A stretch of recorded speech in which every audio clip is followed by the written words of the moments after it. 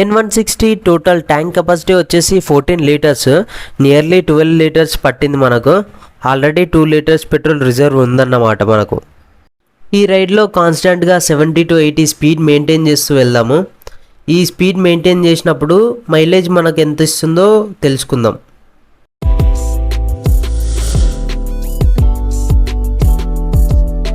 నమస్తే, జై శ్రీరామ్ అందరికీ.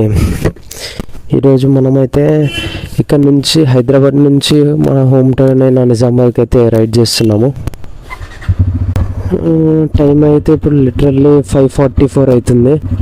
బండి స్టార్ట్ చేసిన తర్వాత వెంటనే రైడ్ చేయకూడదు, కొంచెం ఇంజన్ వామ్ అయ్యేలా చూడాలి. పెట్రోల్ అయితే నిల్లుంది, పెట్రోల్ కొట్టుకుంటుంది, రీఫ్యూల్ ఉంటుంది. చలో రైడ్ అయితే స్టార్ట్ చేసేద్దాం. Trip B0. చలో let's go.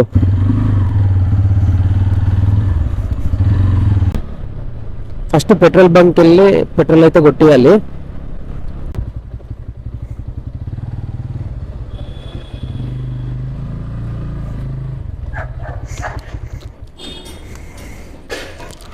Tank full.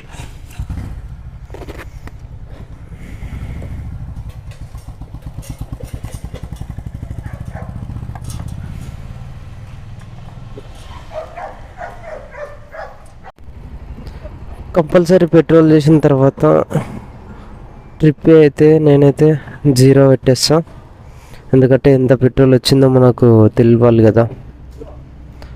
17 kilometres అయింది ఇప్పటి వరకు.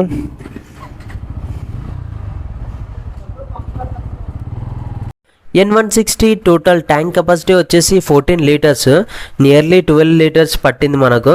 ఆల్రెడీ 2 లీటర్స్ పెట్రోల్ రిజర్వ్ ఉందన్నమాట మనకు. ఈ రైడ్లో కాన్స్టెంట్గా 70 to 80 స్పీడ్ మెయింటైన్ చేస్తూ వెళ్దాము.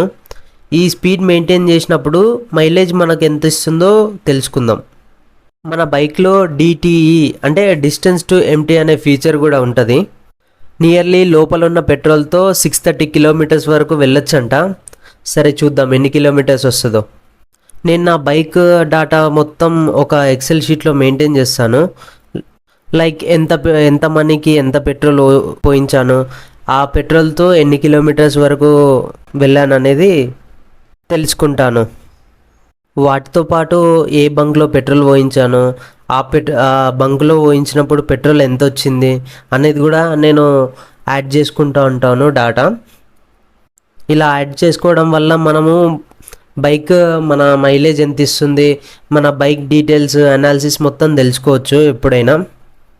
ఇంకా వేరే షీట్స్ కూడా మెయింటైన్ చేస్తాను. లైక్ బైక్ మెయింటెనెన్స్లో భాగంగా సర్వీస్ ఎప్పుడు చేయించాను, ఏ డేట్ రోజు చేయించాను, బైక్ యూజ్ఫుల్ ఐటమ్స్ ఏమన్నా కొన్నానా, అది ఏ డేట్ రోజు కొన్నాను, అది కూడా నేను యాడ్ చేసుకుంటుంటాను.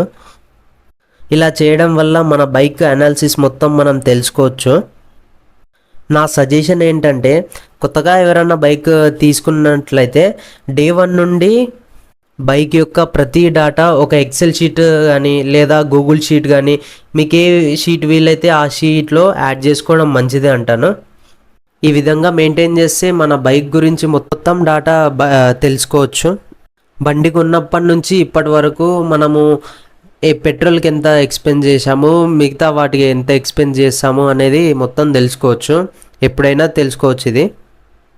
అలాగే అప్పుడు మైలేజ్ ఎంత ఇస్తుంది, ఇప్పుడు మైలేజ్ ఎంత ఇస్తుంది అనేది కూడా తెలుసుకోవచ్చు. ఈ ట్రిక్ గురించి మీలో ఎవరికైనా తెలుసా, ఎవరైనా వాడుతున్నారా? ఎవరైనా వాడుతున్నట్లయితే కింద కామెంట్ చేయండి. అలాగే మన వీడియోని లైక్ చేయండి. లెఫ్ట్ సైడ్ స్టిక్ అయ్యి ఉందాము ఎక్కువగా, హైవే కదా, కొంచెం జాగ్రత్తగా ఉండాలి. నా చిన్నప్పుడు మా తాతమ్మ ఒకటే మాట అంటుండే, బండి నడిపేటప్పుడు పెయ్యన్ని కళ్ళుండాలా అంటుండే. అంటే మనం రోడ్డు పైకి వచ్చామంటే ఎవరు ఎక్కడి సైడ్ నుంచి వస్తారో తెలీదు. మనం కరెక్ట్ వెళ్ళినా కానీ ఆపోజిట్ వాళ్ళు కరెక్ట్ వస్తారని కూడా తెలియదు కదా. అందుకనే 360 degrees మొత్తము జాగ్రత్తగా అబ్జర్వ్ చేసుకుంటూ ఉండాలి. అందుకనే పెద్దల మాట సద్ది మూట అంటారు. నేను నా గురించి ఇప్పటి వరకు ఎప్పుడు చెప్పలేదు కదా. మాది ప్రాపర్ నిజామాబాద్ దగ్గర బోధన్. నేను హైదరాబాద్లో ఒక ప్రైవేట్ ఎంప్లాయీగా వర్క్ చేస్తున్నా. నాకు బైకింగ్ రైడింగ్ అంటే చాలా ఇష్టము. ఇప్పుడే సిటీ క్రాస్ అయ్యాను. ఇప్పటి వరకు 35 కిలోమీటర్స్ వచ్చాను. ఇంకా నియర్లీ 120 కిలోమీటర్స్ ఉంది నిజామాబాద్ రీచ్ కావడానికి. మనం కాన్స్టాంట్గా స్పీడ్ 70 to 80 మెయింటైన్ చేసినప్పుడు 54 మైలేజ్ చూపిస్తుంది. నేను లాస్ట్ రైడ్లో ఓన్లీ 60 to 70 స్పీడ్ మెయింటైన్ చేశాను, అప్పుడు 56 అయితే వచ్చింది నాకు మైలేజ్. నిజామాబాద్ వెళ్ళే వరకు ఎంత మైలేజ్ ఇస్తుందో చూద్దాము. మళ్ళీ ఇప్పుడైతే నేను 70 to 80 అట్లా స్పీడ్ మెయింటైన్ చేస్తున్నాను. ప్రజెంట్ నాకైతే 54 ఇస్తుంది మైలేజ్. మనం మైలేజ్ తీసుకోవాలి అంటే కాన్స్టెంట్ గా స్పీడ్ మెయింటైన్ చేసామంటే కంపల్సరీ మనం కావాల్సిన మైలేజ్ అయితే దాని నుంచి పొందొచ్చు. పొద్దున్నే రోడ్ అయితే ప్రశాంతంగా ఉంది. ఇప్పుడే సన్ రైజ్ అవుతుంది చూడండి. ఇలాంటి కండిషన్లో రైడ్ చేస్తే ఆ మజానే వేరు. ఫస్ట్ టోల్ గేట్కి అయితే రీచ్ అయిపోయాము.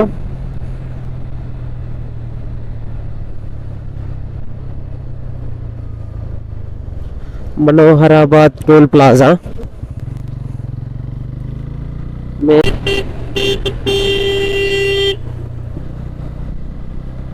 వీడెటు పోతుండో వాడిగా తెలుస్తలేదు. ఇప్పుడు మనము NH44 పైన ఉన్నాము హైవే. ఈ NH44ను గతంలో NH7 అని కూడా అంటుండే. ఈ హైవే ఇండియాలో లాంగెస్ట్ హైవే. కశ్మీర్ నుంచి కన్యాకుమారి వరకు ఉంటుంది. నియర్లీ 11 సిటీస్ని కలుపుకుంటూ 3745 కిలోమీటర్స్ అయితే ఉంటుంది డిస్టెన్స్. సెకండ్ టోల్ ప్లాజా ఇది.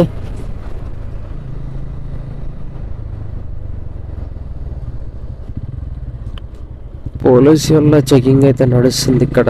ఎందుకో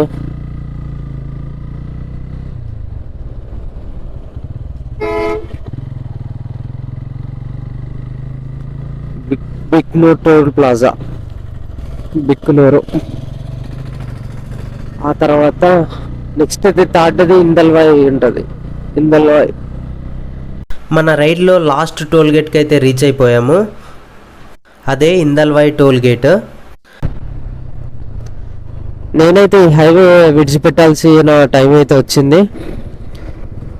డిచ్పల్లి వచ్చేసింది. లెఫ్ట్ సైడ్ టర్న్ కావాలి. అంతా డిచ్పల్లి హైదరాబాద్. లెఫ్ట్ సైడ్ పోయినాం అనుకో మళ్ళీ అదే హైవే పైకి వెళ్తాము. రైట్ సైడ్ వెళ్తే డిచ్పల్లి వస్తుంది. డిచ్పల్లి నుంచి స్ట్రెయిట్ నిజామాబాద్. సక్సెస్ఫుల్లీ నిజామాబాద్ అయితే చేరుకున్నాను. ఇది నిజామాబాదే.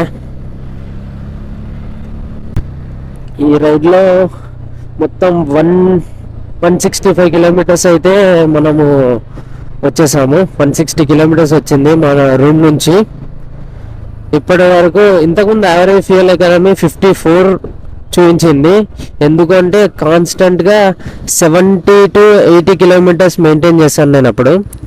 మరి ఇప్పుడైతే నేను 75 to 85 అట్లా మెయింటైన్ చేశాను. అందుకే నాకు 52 వచ్చింది యావరేజ్ ఫ్యూయల్ ఎకానమీ. ఎట్లయితే మనమైతే మన నిజామాబాద్కి అయితే వచ్చేసాము. ఇది కంటేశ్వర్ చౌరస్తా. స్ట్రెయిట్ వెళ్తే బైపాస్, రైట్ సైడ్ వెళ్తే కరీంనగర్ రూట్, వరంగల్ రూటు. భయ్యా ఇది మన వీడియో. ఈ వీడియో నచ్చినట్లయితే లైక్ చేయండి. అంటే మరిన్ని వీడియోస్ కోసం మన ఛానల్ని సబ్స్క్రైబ్ చేసేయండి. అంతవరకు ఉంటా. నమస్తే.